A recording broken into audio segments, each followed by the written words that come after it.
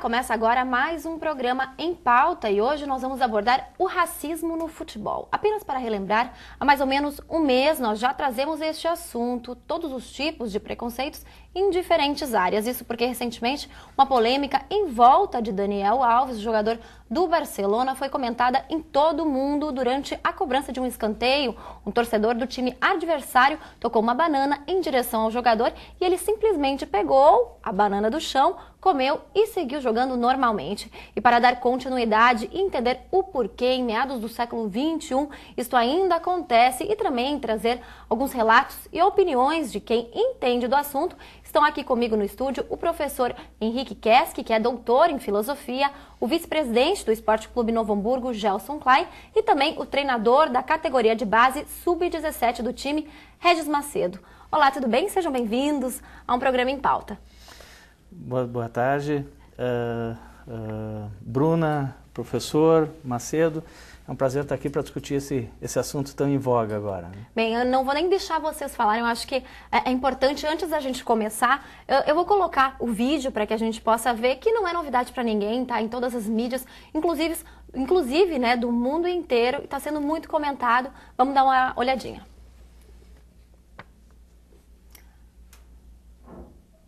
Aí agora é o momento, ó, que ele vai cobrar. Já foi tocada a banana, inclusive. Ele come e segue o jogo de uma maneira... Muito bonito o ato, né? Exatamente, é isso que foi realmente comentado, olha aí, ó. Um ato espontâneo e que disse tudo. Exatamente, até entrevistas que ele já deu, né? Isso foi conversado. Você pensou, Daniel Alves, nesse momento... de pegar simplesmente comer a banana dizendo assim, pô, não tô nem aí pro racismo de vocês, né? Eu vou continuar jogando e seguindo e vocês que se ferrem. Não sei com quem é que pode começar comentando o que achou desse momento quando viu, professor Henrique? Em relação, por exemplo, à banana e associar isso com o macaco, eu gostaria que todo racista soubesse que a espécie humana, enquanto tal, ela surge justamente no coração da África Negra, no sudeste da África. E, portanto, a primeira raça dita humana, não só originária do macaco, como é negra. A pele branca é uma degeneração de melanina que ocorre nisso. Então, é ridículo, absolutamente ridículo qualquer alusão a este sentido. Agora, eu destaco a importância de um fato como esse, para nós eliminarmos alguns mitos que pairam sobre o Brasil de que aqui não existe racismo. Existe sim um racismo dissimulado. Sim, é exatamente o que a gente comentou, né? Estamos aí em meados do século XXI. Você mesmo comentou que, então, realmente todos somos macacos, como ficou muito conhecida essa hashtag aí nas redes sociais. Somos macacos, então. E agora, só que o racismo no Brasil é extremamente dissimulado. Não significa que ele não exista. É a mesma coisa afirmar a índole pacífica do povo brasileiro com 48 mil assassinatos por arma de fogo por ano. Nos dá 2 anos, nós matamos mais que a Síria. Sim. Então, o racismo existe, a prova está aí, e justamente no âmbito do futebol. E como nós estávamos aqui na nossa informalidade antes, né, eu acho importante ressaltar que isto na história do futebol inicia-se porque o futebol ele nasce na era vitoriana, na burguesia inglesa, branca e altamente preconceituosa.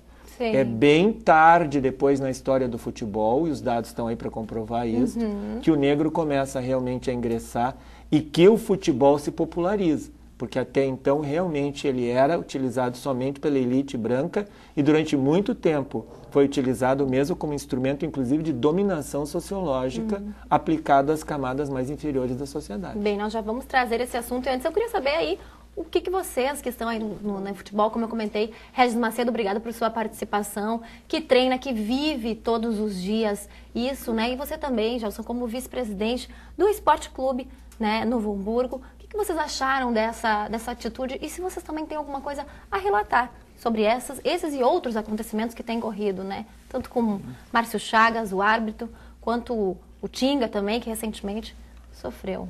Foi um episódio lamentável, né, no meu ponto de vista, né, porque como a gente se julga, né, está no século XXI, tão modernizado, tão evoluído e tendo atitudes tão primitivas e tão degradantes como essa, né. E já apontando para o lado do futebol, isso aí sempre aconteceu, né.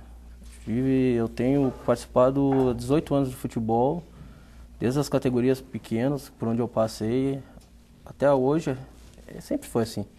Indiferente se tu tá num time grande, pequeno, se tu é alemão, se tu é negro, se tu é...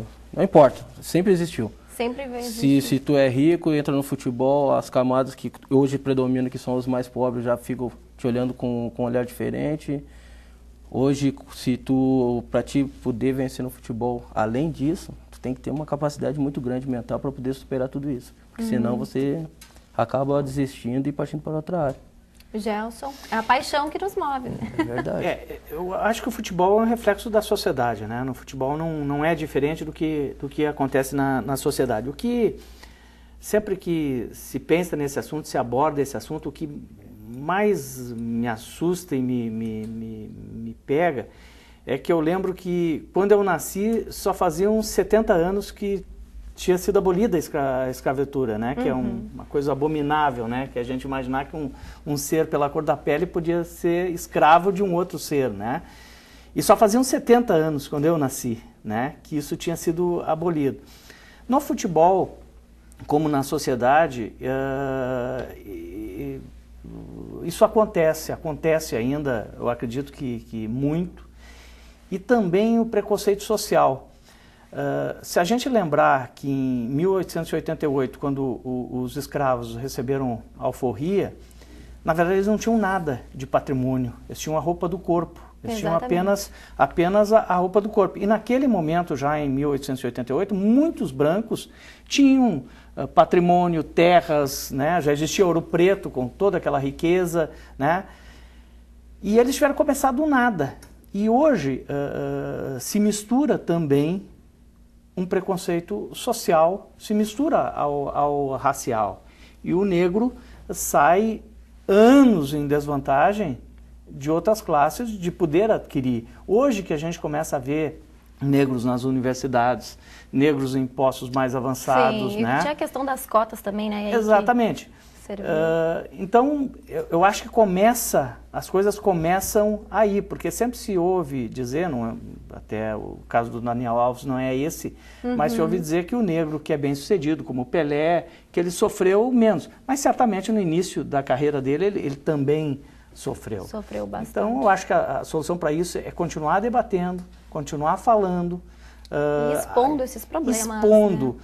A gente vê muito nos estádios de futebol, que agora, inclusive, tem a possibilidade de prender uma pessoa, a gente vê que muita gente fica passiva ao ver Nós tivemos agora na Arena um caso, né, agora me foge o nome do jogador que sofreu, mas tinha inúmeras pessoas que estavam e viram... Foi no Grenal. Foi no Grenal, foi o Paulão, exatamente.